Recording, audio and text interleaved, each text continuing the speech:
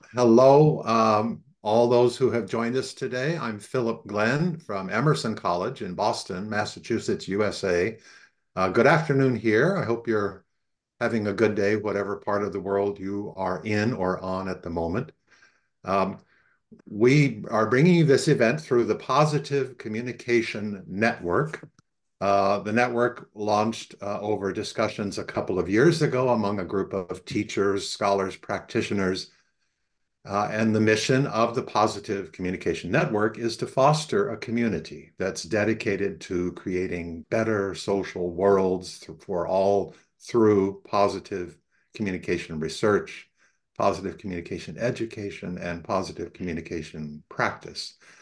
The values that we're trying to carry forward in the work that we do include generativity, that we're generating good knowledge and practice, inclusiveness, of all kinds of understandings and all kinds of persons, compassion in all that we do, a spirit of collaboration, and excellence in what we do. The POSCOM network went live a little more than a year ago. We had our first ever mini conference last March. And the second one, let me just put in a brief plug, is coming up next month. We'll be sending you more information about that, but that will be having a particular emphasis on positive communication as a response to loneliness and the loneliness epidemic that's getting so much attention now. One of the ways we wanted to advance the work of the Positive Communication Network is through book parties. So we have created this event series called the Positive Communication Book Party to celebrate books that advance scholarship and teaching and training in positive communication. And also, we love books. And so it's a great chance to promote some good and worthy books. As you see on the slide, our first book in the party was Julien Mirivel and Alexander Lyon's book, Positive Communication for Leaders.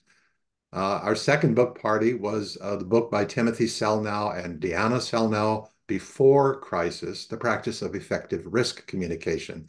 Today, we're delighted to be featuring our three authors are here with us. You'll learn about them in a moment. The book is Global Fitness for Global People. Before handing it over to my colleague, Maggie, let me just say a couple more things. Briefly, the structure today is you'll meet the authors. The authors will say a little bit about the book. They're going to have a brief engagement activity. We'll have a fireside chat where we pose some questions to the authors, and then there will be some time for questions from the audience to the authors. The event ends at the end of the hour, but let me just alert you to we're having an after party in the minutes remaining for those who would like to stay and continue the discussion. So we hope you have fun today, and thanks for being with us. Let me just quickly shout out to the members of the POSCOM network. Maybe you can just wave. Julien Mirivel, our founder and fearless leader. Maggie Pitts, Tom Socha, Amy Young, Ryan Fuller, and I think Kristen Christman, our last, is not able to be with us today. But with that introduction, again, thanks for being here, and let me hand the microphone metaphorically over to Maggie. Thank you so much, Phil. It's great to see so many of you here and so many friends and colleagues that we've met through these Positive Com book parties. It is absolutely my pleasure to introduce our guests and experts in intercultural communication and the authors of the book that we are celebrating today, Global Fitness for Global People. I met Professor Helen Spencer-Oatey when she gave a keynote address at the International Conference on Language and Social Psychology a few years ago.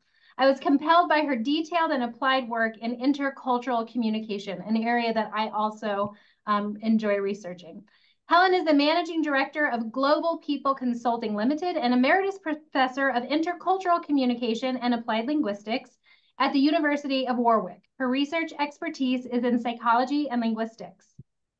Dr. Domna Lazido has a PhD in communication and culture in multinational organizations from Cranfield School of Management, with over 30 years of working with global leaders and teams, training them and developing them in high-performance global cultures. Domna teaches intercultural communication skills for teamwork and leadership, also at the University of Warwick.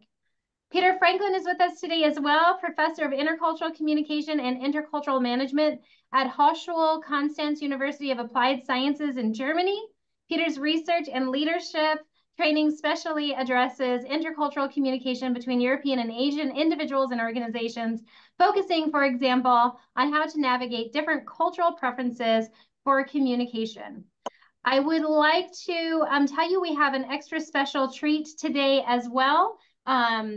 Castledown publishers have offered a book giveaway, and so we have pre-selected sort of a random draw. 5 of you will be receiving a complimentary book by the publishers, and they've also offered a 20% discount for the paperback copy of the book. So we have some really nice bonuses to share with you. That is it from me.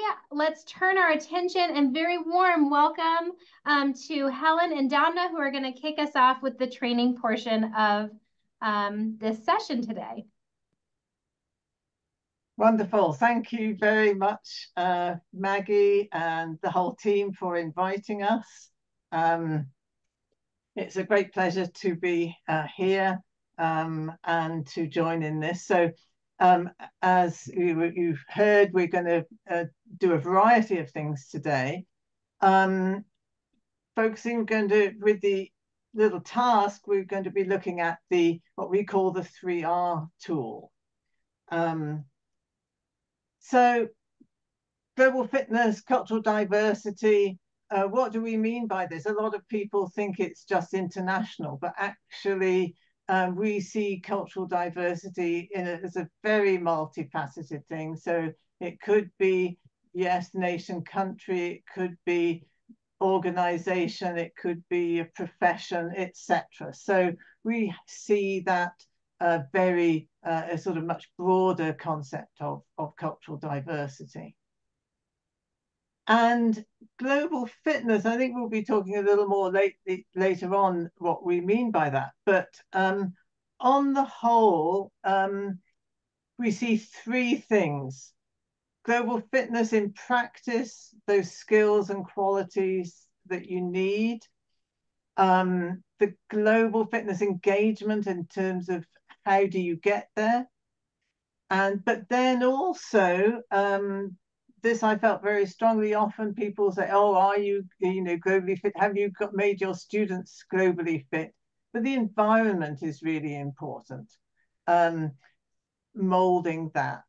So it's those 3 aspects. But today, in our little sections activity, we're going to be focusing on global communication skills, one aspect of the goals. And for that, I'm going to hand over in a moment to Domna. We have a little interaction. This is a real one that happened, and I would say that something means a lot to us when we were writing the book, that all the examples are genuine ones. None of them are made up. They're all actually happened. Okay, Domna, can I pass over to you then? Thank you, Helen. Yes, hi, everybody. Great to see you all. Like as Helen said, one of the things we focus on in the book is how to develop our intercultural global fitness skills. And one of the things we talk a lot about, and we also use in our professional work, is this idea of learning from our own experience, learning from critical incidents, our own and others. And this is the kind of incident we're talking about. So an episode that something happened to us where something went wrong, well, mostly wrong. Sometimes it can go really right. It's also worth learning from that. But in this case, what we have is an incident between 2 colleagues in a British university, 2 academics who worked closely together. One of them, Shirley, asked her colleague to help her with some student feedback, to give her some input on her work on the student essays that she was marking. And Anke said, yes, fine, happy to do that. When do you want my comments? Shirley turned to her and said, well, no hurry, maybe the middle of next week. Next week came and nothing turned up on Shirley's inbox. She got really worried because she needed the feedback. She needed to complete her report. When she went to ask her colleague what was going on, Anke turned to her and said, well, I haven't done it yet. Did you need it for today? You never said. Which was quite interesting because Shirley was, in her mind, thought that she was very clear. She had been very clear that that's when she wanted the feedback. Anke turned to her colleague and said, I didn't realize you wanted it today, Shirley. You really need to speak more clearly. So why did this miscommunication happen is what we want you to talk about. We'll put you into groups of 5, into breakout groups.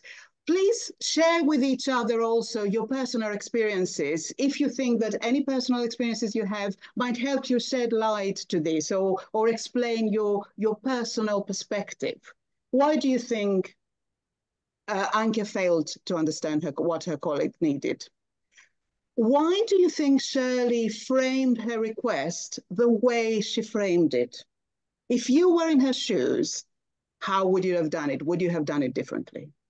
And what do you think of the way Anke responded, particularly telling her colleague that she needed to learn to speak more clearly? Would you have done the same thing? If not, how else could you have said what Anke tried to say?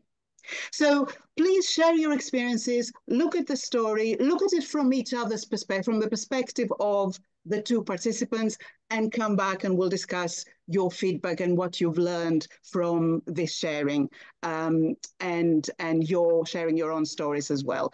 We'll give you 10 minutes and we'll see you after that. Perhaps just to say, I think they've prepared a Google Doc so you can see the interaction and That's right. questions as well. Perfect. I'm going to open the rooms. There might be a little fewer than 5 in some of those rooms, but please use the opportunity to connect as well. So rooms are opening up now. You have access to the case, and we're going to send it to you also if you haven't checked in the chat room.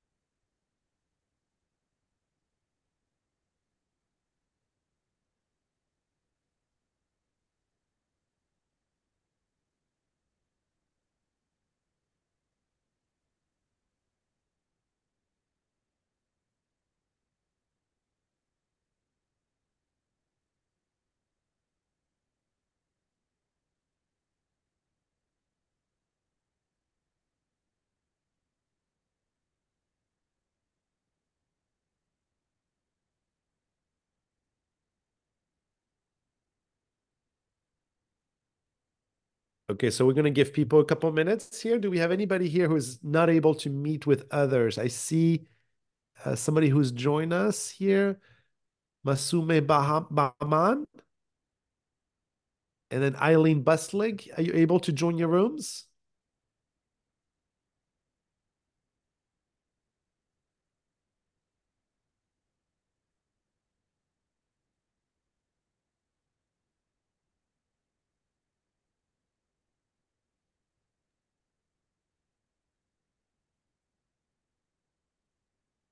Okay, I see that people have joined the case study exercise in the Google Doc.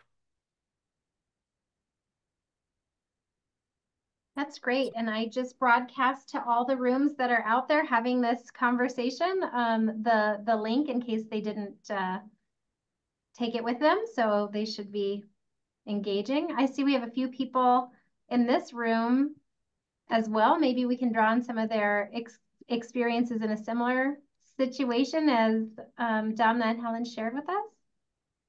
Mm-hmm.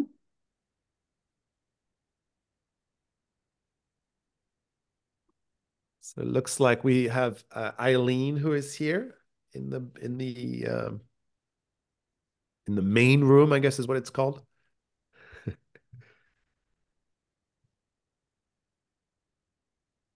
Oh, no worries, Eileen. Totally understand. Thanks for the private message. Appreciate you. While we're waiting, it might be interesting, actually, certainly from our perspective, to hear your perspective on this story. Well, I'm guessing that the two individuals in the story are from different cultures.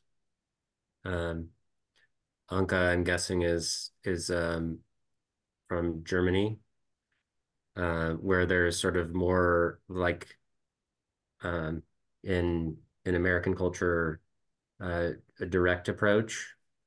And it seems that since this is, I mean, I'm looking at this from the perspective of like politeness theory. When you make a request, there's a potential to threaten one's face with that request. And so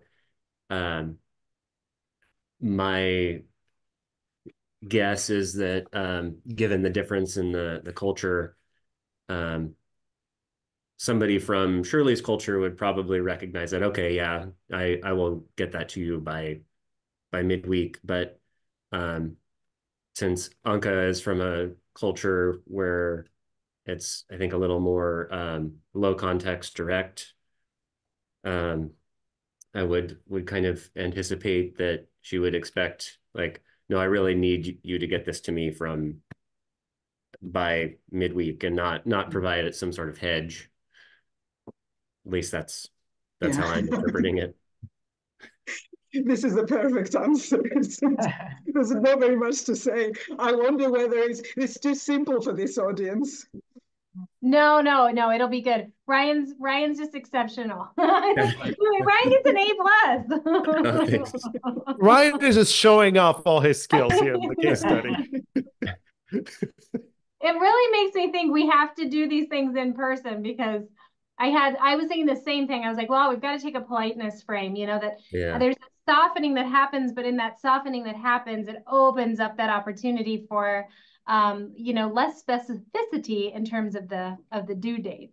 And I think I think I run into these moments frequently in my interactions as well. And what I try to do is get closer and closer to recognizing when they're happening, so that I can do a miniature negotiation in that moment to make sure there is clarity between, all parties. Mm-hmm. Mm. And in my household, I have individuals of Hispanic descent, and they have just a different orientation to time. So the sequence of events that started, I just looked at immediately and I thought there's going to be a misunderstanding regarding time, just the way it was framed. What does later next week mean? Mm-hmm. In some cultures, it's next week, we'll get a couple of days, whatever, it's all good. Others, especially if it's German, that's more, precise. Mañana. Yeah. I'm struck, I think, as much by Anka's last sentence as by the misunderstanding. That just strikes me as in your face. And to use Shirley's name, Shirley, is to kind of call her out. And I know we have to strip away context to present something quickly, but I find myself wondering, how do we make the argument that this is culture that's driving this moment, rather than, for example, power distance? Is Anka an older, more senior person in the organization? Sure. I just kind of find myself wanting to know more. But I think there would be so many other ways it could be handled than the way it is. But that's what we mean by sort of culture, that we're not actually saying necessarily this is national culture. Mm-hmm. Mm-hmm. That they're clearly two different styles of or preferences for directness, whatever that source is. I mean, as it turned out, I mean, that was me, Shirley. It was quite a number of years ago now, but Anka was similar age to me. We were similar status. But I was quite mortified with her saying, you need to speak more clearly, because I had always prided myself on speaking clearly. So to be told, you know, you need to be clear was a real kind of call out moment for me to actually start reflecting. It's really pinning the responsibility on you for a joint misunderstanding. Yeah. Wow. And clarity is also a misconception of communication, right? I think that could be a goal of communication, but I think also creating shared understanding is sort of a superordinate goal in our interactions, not just transmitting information. Sure. Yeah. Listening to Phil reminded me, I think it's Harvey Sachs who said something. It takes a lot of understanding to misunderstand each other, right? That's brilliant. And it's just really a fun way. So just so you know, people are coming back here in 17 seconds. Oh, okay, brilliant. It's 12:23. If what they say is half as interesting as what you've all said, it will be fun.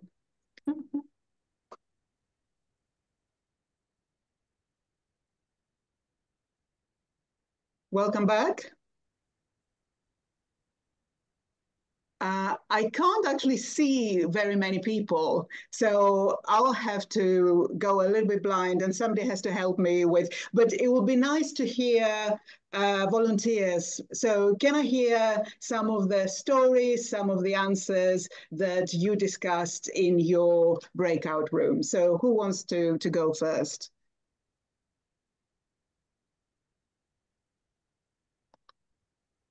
Right. Do we have a volunteer?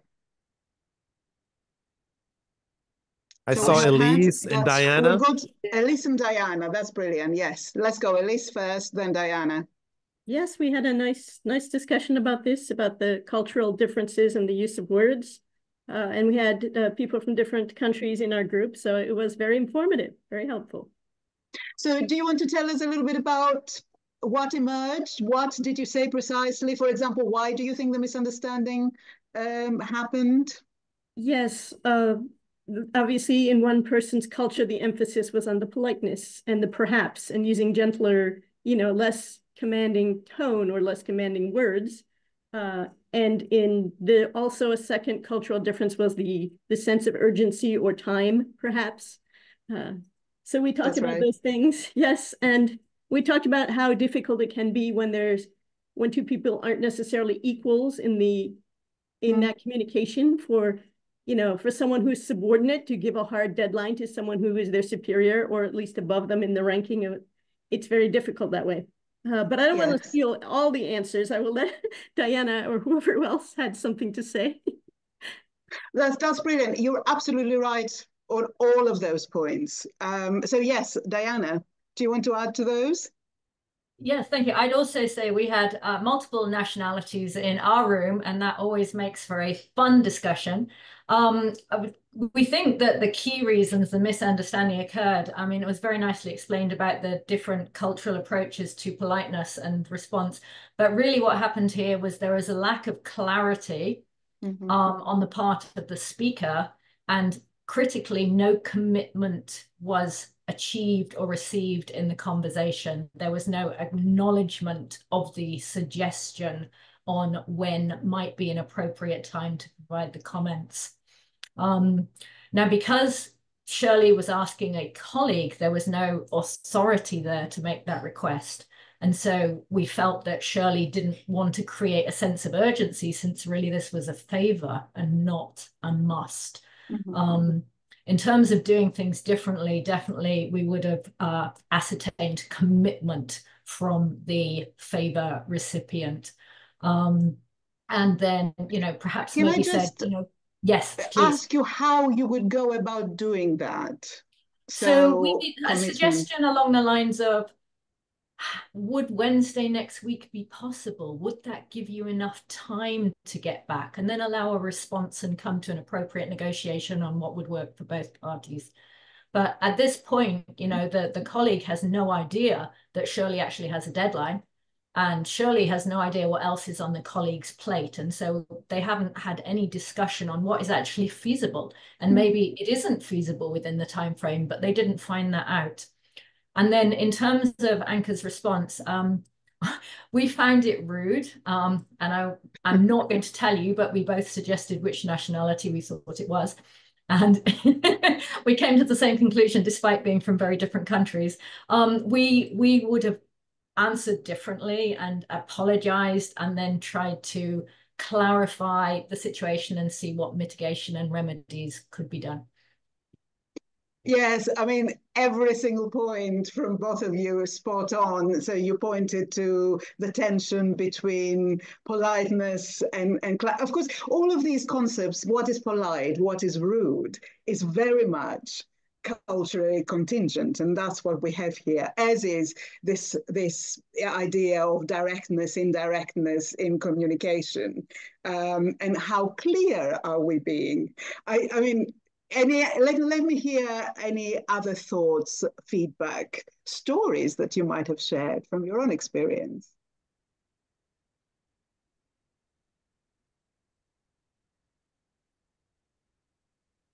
Yes, Elsie, I think.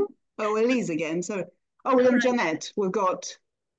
Shall I go to Jeanette first, Elise, and then I'll come back to you? Yes. I just shared that I used to be a professional interpreter, and that I would have to often clarify with speakers about the ambiguities and just to be certain that I was interpreting properly what the person was actually trying to communicate. Yes, absolutely. So asking more questions in situations like this is very important, being much more explicit about your intentions and about the other person's understanding. Elise, yes. Yeah, wow, interpreting that you really have to do on the fly. That's impressive business. So yeah, I just shared a story about a friend of mine who experienced that in the Philippines, they use the term, "it's already done," very differently from in America. In America, if my boss said, "Did you do this project?" and I said, "It's already done," I would be meaning that I did it yesterday or last week, that it was well and truly done a long time ago. But in the Philippines, they use it as, "I just did it. It's just finished just a second." And an American reading that would go, what? Are you being sarcastic, or are you being smart aleck? Because you only just did it. But that's only just did it is what they mean when they say it's already done. Yes, it's interesting. I mean, I think you identified every single interesting element of this conversation. But what is also interesting is how many people can still fail to see it. When I do this exercise with a group of people who all share, say, I don't know, so they're all British, for example, quite often they find it very difficult to see that there is something that Shirley might have done that created the misunderstanding. For example, the hedging, the questioning. So with, again, interesting. And quite often when I do it with a lot of Europeans, particularly Germans, Dutch, people from the north of Europe, they wouldn't necessarily assume that the way Anke responded was rude. In fact, they would say, that's exactly right. That's a clear way of responding. So I would like to ask Helen to come in here, because I think she has a very personal perspective on this particular episode. Okay, yeah. So, I mean, I was Shirley, actually. It was quite a number of years ago. Yeah, I mean, obviously, I was near the beginning of my career, and all these points about clarifying, whether the person's really understood. Yeah. Now, at that time, though, she was a colleague. I didn't want to impose. It seemed very normal for me to just word it like that. actually, although despite what Domna said, it wasn't a really fixed deadline. I just thought, next week maybe, but it's not totally open-ended. But the thing that really sort of hit home for me was when she said, you need to speak, Helen, you really need to speak clearly. Because I'd always prided myself on actually speaking clearly. So the fact that she told me, you need to speak clearly was it was great in the sense of I was taken aback at the time, but on the other hand, made me realize, that I have to reflect a lot on my own communication style. So yeah, it was very simple in a way, but yet also just one of those things.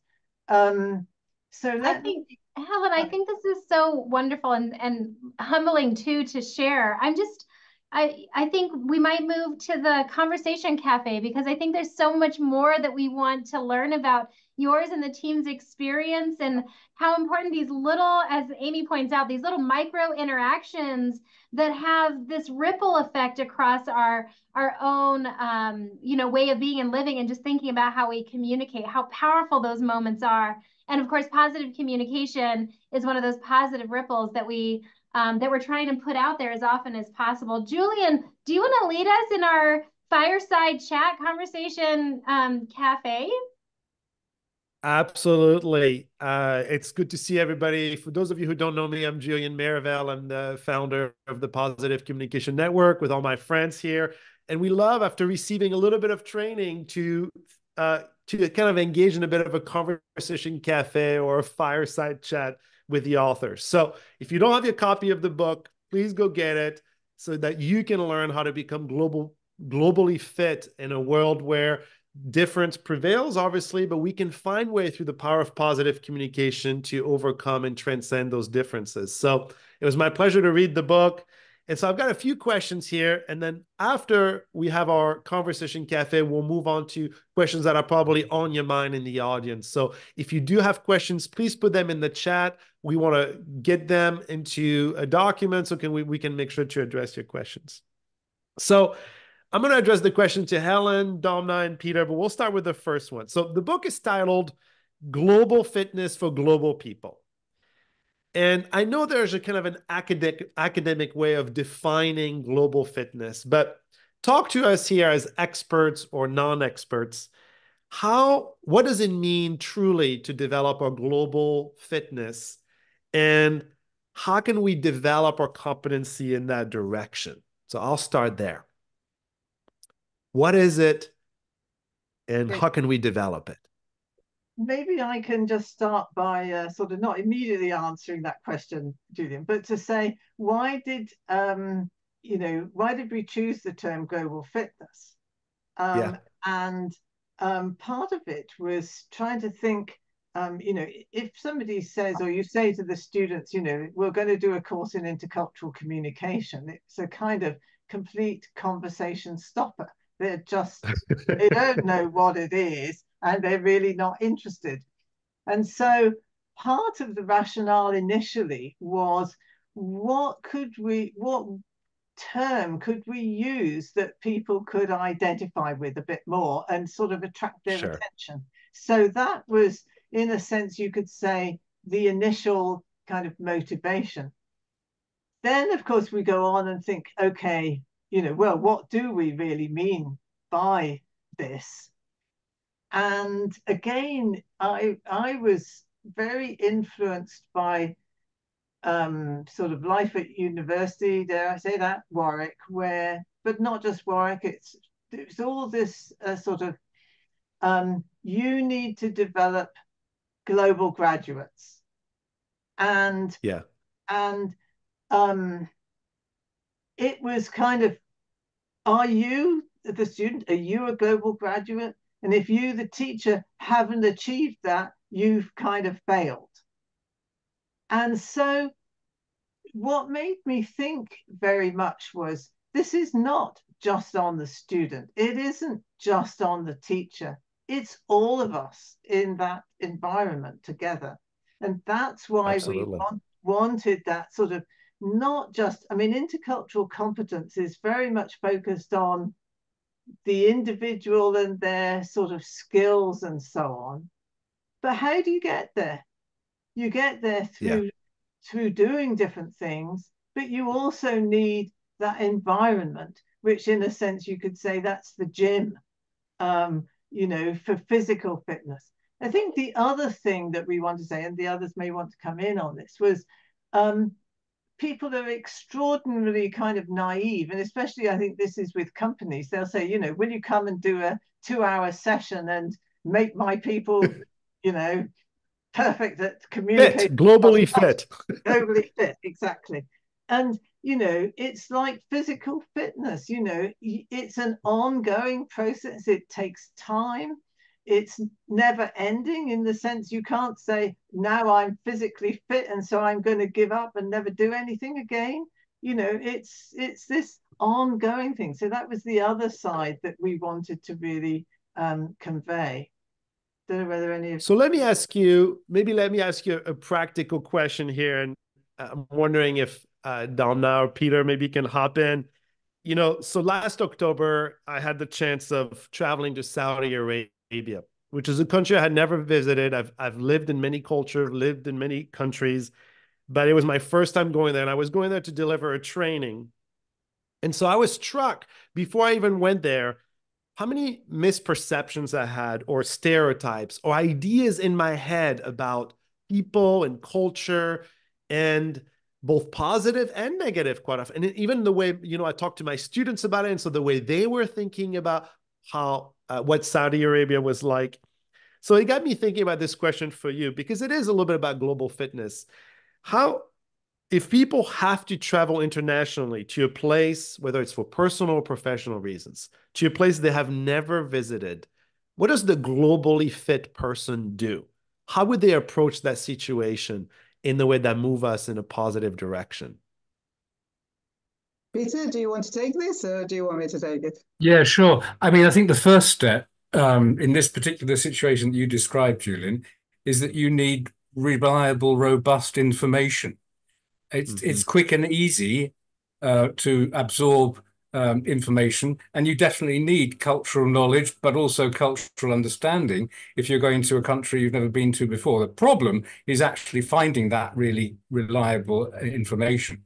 And if you're going to go for a longer professional stay as an expat or as a short-term expat, then you need to get some expat preparation from a reliable and training institution or a reliable trainer. That would be my first step for you.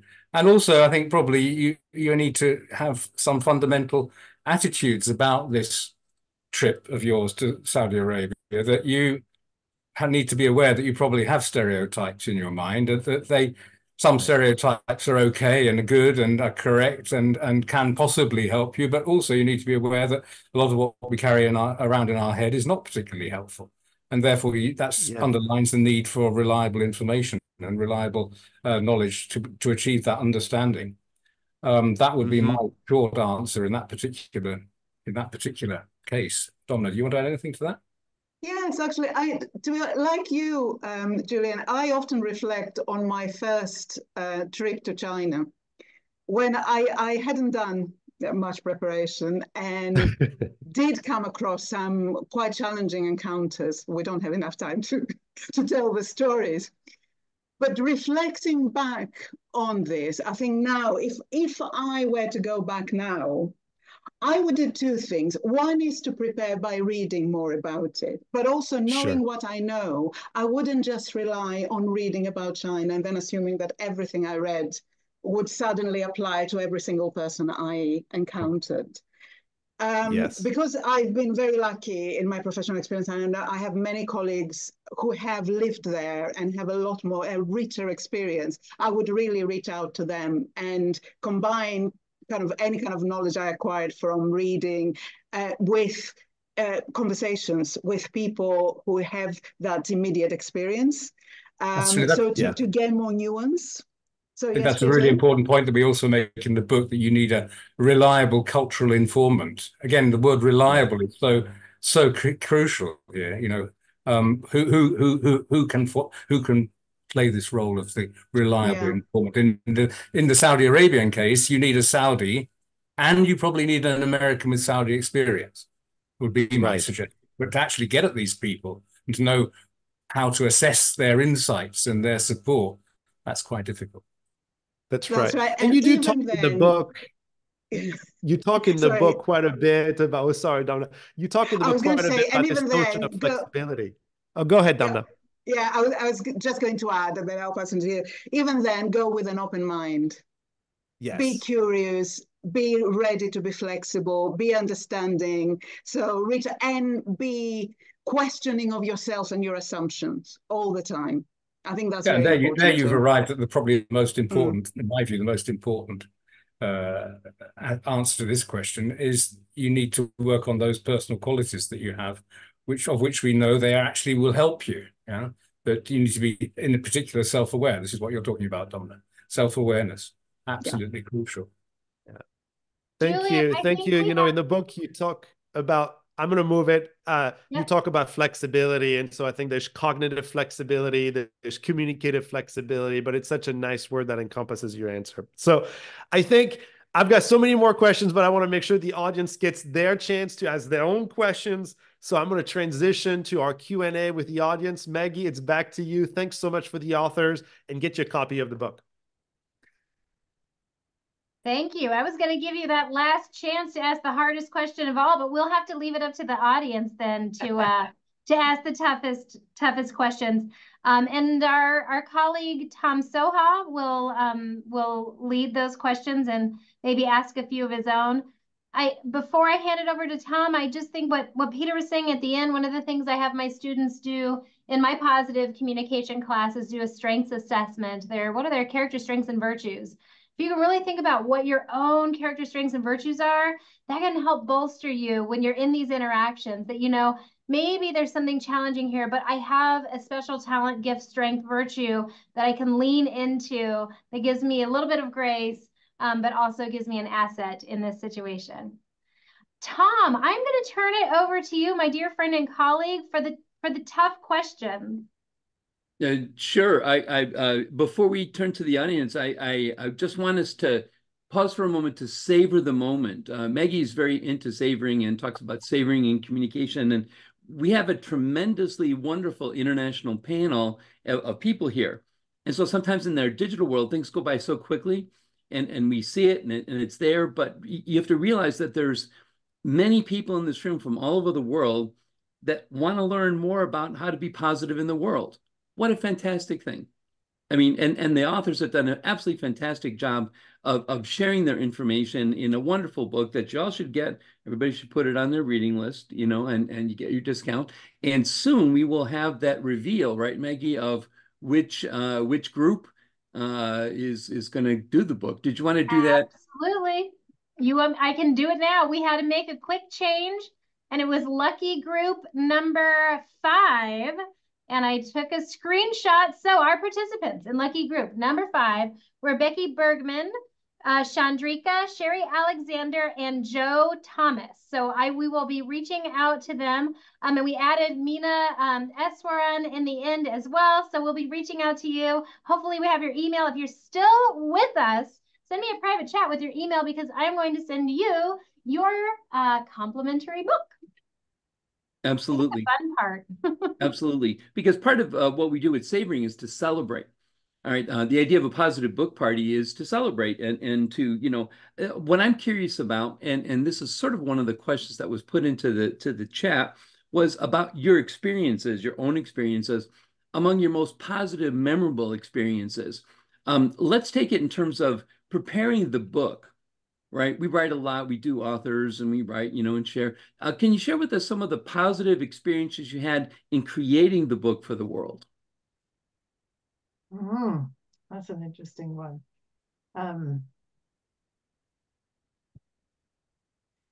Yeah. I can come in there if you like. I don't write whole books. All of the books I've published or edited are with other people. And for me, in all cases, in all 4 cases, this process of creating the book has been in itself a wonderful learning experience. I think it's as simple as that. I just learned so much about things that I hadn't really thought about in that particular way. It's my answer. For me too. Oh, Helen, you go. Yeah, no, I was going to say, I mean, I find the same, you know, if you write the book on your own, it's just you, and, you know, you're limited by your own way of thinking. And so, yeah, no, it was a great experience. We came with quite, well, similar in some ways, but in other ways, different perspectives. Domna is much more into the, well, I was kind of more from the politeness theory, sort of maybe academic background. Peter, both, and Domna with more of the consulting side. Yeah, it was, you know, talking through the different case studies, each contributing different ones. Yeah, Domna, Yeah, to me, actually, it was particularly around the arguing when we were having really strong arguments with each other. And I realized this recently when I was doing an exercise on personal resilience with my students. And we all had to do this. Interesting that you just talked about personal strengths and how we can build on those. Because in that process of talking about what are our personal strengths and what we particularly enjoy and helps us manage stressful situations, I realized that one of the things that really make me happy in my work is intellectual stimulation. And being able to find that in a very robust sort of exploration of ideas. And that was exactly how our collaboration was. It was so robust. So sometimes if somebody was kind of a fly on the wall, watching us work, exploring our ideas and arguing with each other, it could have looked to some people really, really, you know, violent. Well, you know, not physically violent, but certainly uncomfortable from some people's perspectives. But I realized, and I think, I mean, I don't want to speak for you, Peter or Helen, but I think we all found that very stimulating and very positive in the end, because we all saw that something much better emerged as a result of those conversations. Definitely. Yeah. Because I was reminded when you were talking, Domna, of something that Christopher Clark writes about, and we quote in the book as well. He talks about reducing social friction by while increasing intellectual friction. Yeah, I think that sums it up, is that we had a good relationship. The social connection was good. We didn't have the social friction, and that allowed us to increase the intellectual friction in numerous iterations. And in the end, we kind of the sum was more, the whole was more than the sum of the parts. Yeah. You guys are walking the talk, right? That's I always find that when we write about things, you know, especially when we're writing something like about communication and the activities that we do, I think it's important for authors to walk the talk, right? To participate in what you're doing. And it's okay to disagree. It's okay to have different points of view. That's the whole point of it, right? But if we have a positive relationship base, you know, and then we can share with that, then we can move forward with the ideas, you know, because creating a book is stressful, and, you know, in and of itself, and bringing diverse points of view together is challenging, which leads to another question. In terms of, that's this big picture thinking. What do you think if the world clearly has lots of challenges, right? How do we take this book and get it to the people who need it to fix the challenges of the world? Where should, you know, that, I mean, that's obviously it's a really tall order, but I like to think big and optimistically and positively. And so, you know, what do we need to do to change this sort of thing, these sort of patterns that we have? If we knew how to do that, maybe we would have sold more copies of the book. I mean, what can I say? I mean, you can only start where you are, isn't it? In a way. So, you know, it's in our, you know, in our own relationships, as we just talked with the three of us, in our workplaces, and I guess families read neighborhoods, you know, and hopefully spreading it out. But it's not easy. It's not easy at all.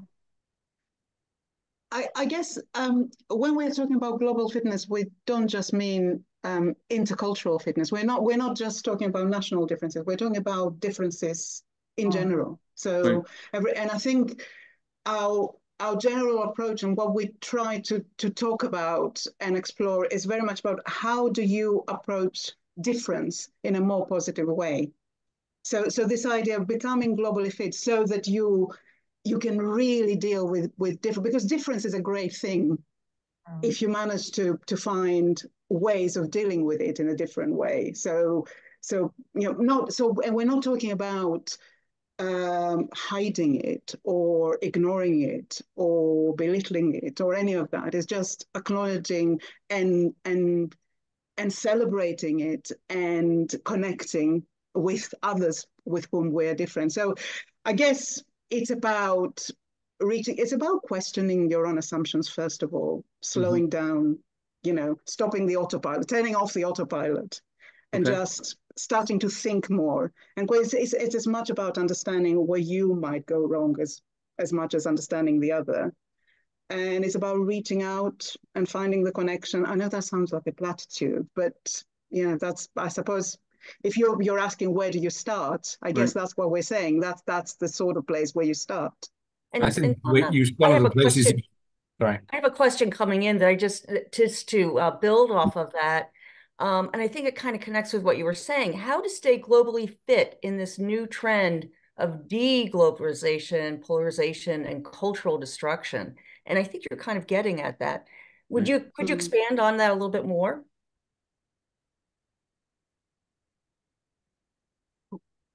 And any one of you. I mean, I was thinking, you know, I think particularly this notion of polarization and thinking of what Domna said, to me, certainly in Britain, but I think that people don't seem to be able to argue constructively anymore. That it's sort of somehow, you know, if you don't agree with me, you know, then I'm cancelling you. Right. And I don't know, it seems somehow very fundamental and within so much of our society now. Goodness knows how one changes it. Because I think it's a really fundamental problem. I mean, we certainly see it in British universities now, as well as, of course, in politics and so on. Yeah, I wonder if it's taking a different view on what difference is. Difference is to be celebrated. Well, that's exactly. That's the thing. Yeah. Right. People need to have the experience of the positive results of difference. And the one way to step you can take there is to resist this tendency to judge difference. People perceive difference, and they immediately, instead of considering it and thinking about it, and there often comes a very negative judgment. That, of course, I think is absolutely fatal for successful cooperation. I mean, go on. So I was going to say, you know, thinking of the Stefano and Masnevsky's study from many years ago on teamwork, you know, that some people can just go along at the sort of even keel superficially, but that's their achievements are mediocre. And you know, it's actually those who really engage with the difference, but with a kind of positive outlook, that are going to achieve the best, and those that fall apart, you know, that really argue and don't build that relationship in the first place, what Peter was talking about, you know, having that, making sure that it's not social friction, but intellectual friction. And of course, that comes back to what Julien was saying about stereotypes and being open-minded and willing to genuinely listen to people and learn from them rather than sort of just want to get your own viewpoint across. Mm-hmm. We think of positive communication as an investment in other fellow humans, right? I mean, we're all moving in the same directions, you know, pulling the same team. We all have same kinds of needs that need to be satisfied. And our messages help to contribute to that. And what we try to do in the Positive Network is to raise to the surface messages matter. You know, the big picture, you know, they really do. We take them for granted. We just put out all sorts of ideas, but the messages have consequences. Messages can grow. They can add to it. They can help. They can, you know, do all sorts of things. They're super powerful, but they tend to, you know, be kind of ignored until there's a problem. And then everybody pays attention. Yeah. Right. Oh, well, I got to work on my messages. You know, it's kind of like that after the holidays. Oh, I got to go to the gym, you know, because I ate too much pie and stuff over the holidays. Okay, well, we're on time. Maggie, Maggie's going to take us to a closing celebratory event, right? Maggie, is that? I am. Next, and Absolutely. then just want a quick reminder that the Positive Communication Network has its conference coming up March 15th. You'll be getting information about that. Everybody's welcome. All are welcome. It's a half-day long thing, and this year we're focusing on trying to interact with and help with the problem of loneliness that's going on here and elsewhere. Okay, Maggie, take it away.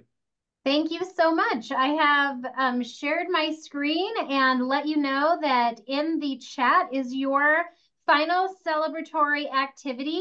You'll go to this website that is, there should be a hot link for you in your chat, and go to our word cloud page, and I will show you what that looks like. When you get to the page, well, who knows what's going to happen. When you get to the page, which you already have, we will start seeing the words that you have indicated as being something that captures your experience in learning about global fitness for global people. So go ahead and click on that link. We have so many great words already popping in. When we've generated our word cloud, we will send that back out to everybody. I'm waiting for a few more to come in. It looks like there's been a little pause here. Let's see if I refresh, if it will give us some more words. There we go.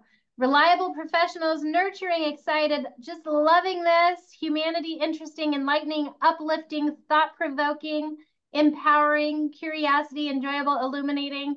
I think all those words and many, many more are exactly how I would capture this event today. Unfortunately, part of my job, and I'm afraid it's going to stick, it's going to be my nickname, I am supposed to provide the killjoy and close our session, but I can't just do that without letting you know that there is a 20% discount for all of the attendees. Everybody who registered for our book party today can purchase the paperback book straight with the publishers, and use either this QR code showing on your screen, or we'll drop the link in the chat as well. And I'm going to play our exit music, but let you know that that will actually bring us into the after party. So don't leave now. Hang on. I'm going to share my microphone with Ryan Fuller, who's going to lead us into the after party. But I'm going to try the musical interlude first. So cross your fingers, guys. A musical interlude. That work?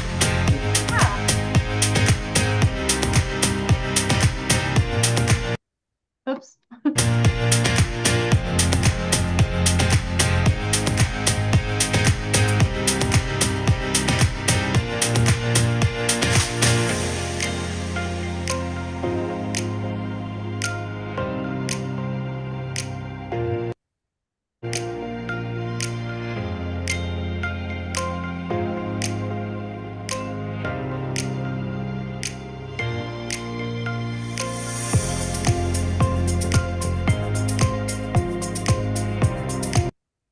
All right, I'm going to turn it over to Ryan to lead us in a virtual conga line to the after party.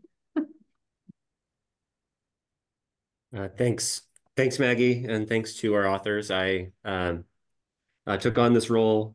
This is the first time that we're doing an after party, and so it's going to be a bit freewheeling, which I think is kind of how after party should go.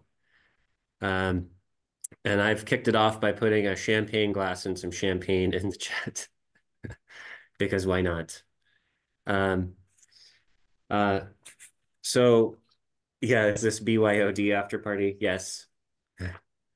I have coffee in my cup since it's 11 a.m. here in Sacramento.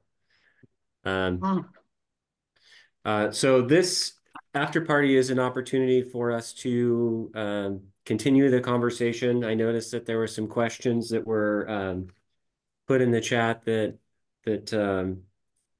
we did not have a chance to answer. So that's an opportunity for us to hear more from the authors about their thoughts, and to just have a more kind of informal interaction. So I have, Ryan, I have like 1,000 more questions, but I would love, I would love for people who maybe were waiting for the after party to get in. So we have a few people here like Tanya and Chandrika and Elise and Yulia. I hope I'm saying your names correctly, but this is your chance. You know, our goal here is just to be totally open to the conversation. Can I say something then, Julian? Yeah, go ahead, Elise. Years ago, I had the opportunity to go hear a speaker. His name was Daryl Davis, and he's an African-American man who spent like 30 years making friends with people in the Ku Klux Klan. And he would, you know, approach them, make friends, start conversation. Eventually, they came to love him and you know, accept him and leave the Klan. So I know we had all this conversation about, you know, how it's impossible or more difficult now to approach difference and people canceling each other. And I could get it. You know, you go, I don't want to be friends with a guy who's in the KKK and just close the doors. But this guy, he was open to approaching them and making that extra step to bring them over to see his point of view. It was great. You're just reminding me, Elise, I'll share another story just because it relates. In the department, we're very lucky. We have a faculty who's passed away now, but his name is Alan Ward. And he wrote a book called Civil Rights Brothers. Ryan also had a chance to meet him a couple of years ago. But literally, his best friend was African-American, and together they would go from home to home to home during the civil rights movement to talk to people about racism. And to see people like that, to me, is inspiring. It really leads as an example of how we can practice the kind of communication that they were engaging in. You know, there are things that they are doing we can learn from. You know, Julian, that reminds me of, I mean, Julian's my hero. I played his TED Talk in my own class the other day. I was like, I can't even present this like Julian can. This is like amazing. But it reminds me of some of your work on sort of disclosure, but also courage and bravery. Bravery is a form of communication excellence, and how important it is for us to have that courage, have that bravery to create that intimacy and a personal relationship with others, and that can have impacts that we are unaware of that are much broader, you know, network. And that's what moves somebody from those group-based interactions to an interpersonal interaction, which can really help individuals and groups to flourish.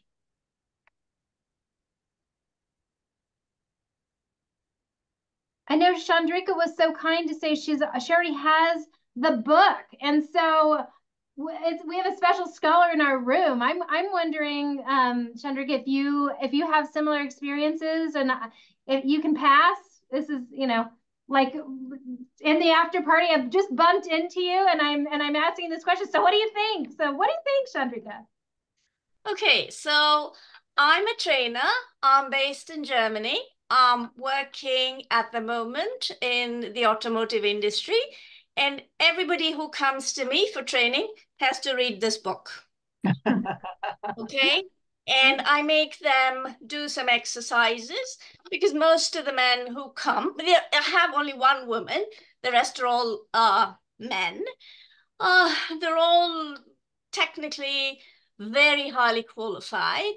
And I also deal with financial leaders, so they're also very highly qualified. But my job is, apart from training them in-house for certain topics, to also do a certain amount. There's a segment of intercultural communication. So I'm using this book. I find it very useful. We have a lot of very good conversations. They find it difficult because they're all into metrics, and they want to measure everything, and they want to control everything. So for me, it's really good, especially in the evenings, if we're having a long workshop and then we're going out for a drink or something. I find it very useful. Wow, that's fantastic feedback. That's great. Thank you. Wonderful.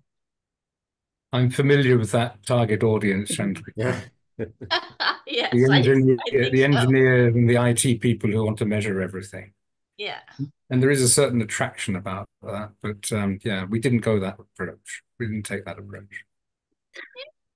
I guess also what we are saying, a very important aspect of global fitness is precisely that ability to be able to deal with uncertainty, with a level of uncertainty. So to actually let go of the need to be able to control everything, because you won't be able to control everything in a setting where you're interacting with somebody who you don't know, who might be very different from you. So you need to develop both the ability to deal with uncertainty and the flexibility to adjust.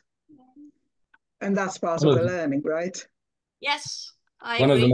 One of the most useful tools of the book that I found in training is what we call the interaction compass, which brings in the 2 dimensions of control and connection, greater or lesser. And that's something that that registers with the kind of audience that you've seen, and is very good for discussing highly complex contexts, because let's have any illusion, the kind of context that these engineers and these IT people are dealing with internationally are highly complex, and you need some tools, for example, the interaction compass, to help people reflect on their behaviors in these contexts. And in a way that links up with, Julien, one of the questions that you didn't ask, but you had put in, that one of your students had said, oh, aren't we all similar across the world anyway? And that interaction compass, I mean, it's different label, but it comes from psychology on interpersonal interaction, where there are these 2 fundamental dimensions. And so that's the similarity, is that everybody is concerned about level of control, and everybody is concerned about how we connect with each other. It's just in different contexts, we may be positioned differently on each of those axes. And we're having to move up and down. And so, yes, we're similar, but we can also be different. And it's managing those 2 things together that is the key thing, really. Yeah, I was just gonna add, because this was, so I was the sentence comes from a teacher that I had as an undergraduate student who was really influential on me. Probably it was like meeting Yoda, in my life, and he had a couple statements about how to connect with people. And one of them was communication is relationship, not technique, which is now more and more I begin to think about. And the other one was what you mentioned. So the principle was, we are more similar than different. So to me, like, I think about that a lot, because there are differences, and they're sometimes undeniable. But I think that when we look a little bit more broadly, we see more similarities. And Robert Quinn, in his talk, this week that I was mentioning earlier from at the Center of Positive Organizations, began the whole talk by talking about how astronauts, when they get to space, no longer see division, they just see one whole planet. So anyway, thanks for addressing that. And if you have other thoughts, I'd love to hear them about whether this resonates for you in some way.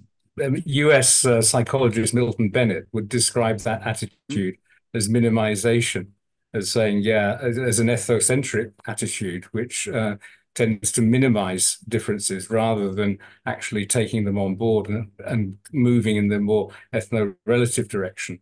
And it's something that I've heard a lot from people.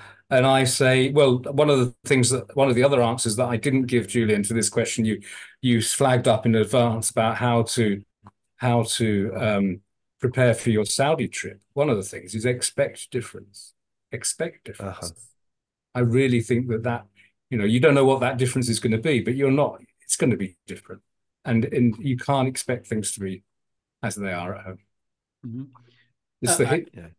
Go ahead. Yeah, Peter. I put in the chat, I think on the positive side, humor is really useful in these kinds of tense situations. There's a show here in America that CNN does called United Shades of America that's led by a Black comedian, W. Kamau Bell. And he goes into these bizarre situations that are completely opposite. And because he's a comedian, he's able to use his communication skills. I put in the chat, one of the episodes, he goes to a KKK meeting, and he's actually coaching the Grand Wizard on how to give a better racist speech. He goes to a cross burning, and he's talking that most Black men would not survive a cross burning. It's absolutely a wonderful show. If you really want to take a look at differences, it's put in the chat. It's a CNN thing, United Shades of America, W. Kamau Bell. I mean, that's an interesting thing, because humor actually can be very, very misunderstood across cultures. I mean, British humor's now not understood in different parts. I coach recently been coaching a number of British C-suite people coming to Germany. Of course, it's well known that humor in British context is used as a communication and a management leadership tool, and it just doesn't travel. The self-deprecation aspect of it. In particular. Self-deprecation, irony, self-deprecation, it just leads to confusion. Yeah. And simply coming from, I'm originally Greek, although I've lived in the UK for most of my life now. I came here as a student there, and I'm now in almost 60. So I've lived most of my life in the UK, but it's quite striking how different humor is in where I grew up and in the UK. Quite often I find it cringing now when I go back to Greece and look at the kind of what passes as really funny comedy on Greek television, for example. It doesn't sit well with me anymore.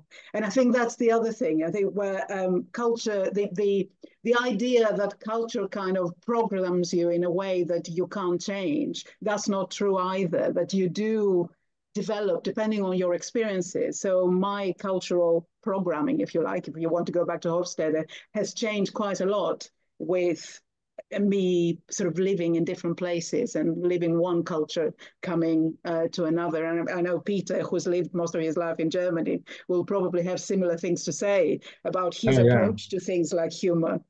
I've kept my sense of humor though, Domna. But I mean, the other interesting thing when you talk about, on the television, because, when I look at most British, comedy shows, I think, what on earth is funny about that? So although I'm British, this comes again to, it's not just national culture, it's all kinds of things that are influencing it.